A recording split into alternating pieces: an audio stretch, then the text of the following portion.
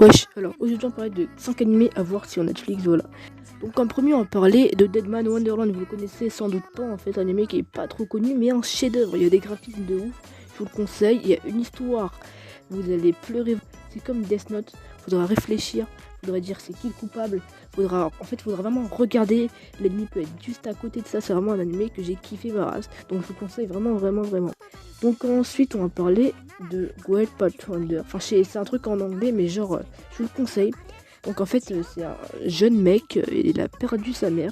Et du coup son père c'était un arnaqueur et tout le monde le traitait du même, enfin, il avait rien fait. Du coup bah à force il va devenir le plus gros arnaqueur du Japon, bref. Voilà, du coup je vous le conseille.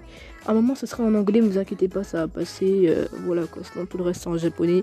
Moi je vous le conseille, franchement, nickel.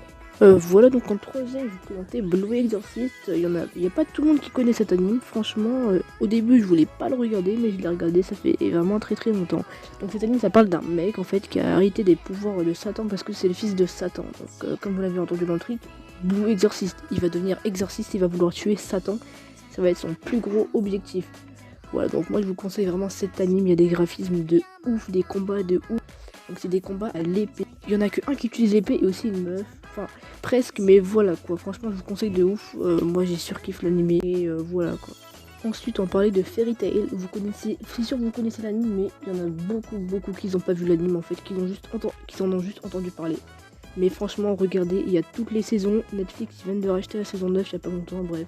Mais moi, je vous conseille de ouf. Donc, vous connaissez son l'histoire, mais bref, ça parle de Natsu qui veut rencontrer Ynir. C'était son dragon en fait, parce qu'elle avait disparu, mais bref.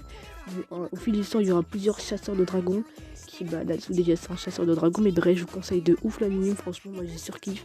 Je l'ai terminé il y a un mois environ. La fin, j'ai été bouleversé, on va dire. Voilà, donc franchement, si vous voulez regarder un anime, donc je crois il y a environ 300 et quelques épisodes, mais ça vaut vraiment le détour en fait. Donc moi je vous conseille vivement que vous regardez cet anime. Et enfin pour terminer on va parler de No Game No Life, un anime de ouf. C'est en fait cet anime vous allez monter, mais vraiment genre ça va vous faire surkiff les animés en fait, parce que le mec est trop intelligent, il est beaucoup trop stylé. Il a un charisme de ouf, enfin je sais pas si ça se dit déjà ce mot, mais bref vous allez surkiffer l'animé, je l'ai fini il y a environ 2-3 semaines, c'est un truc de ouf, donc moi je vous conseille de ouf cet anime.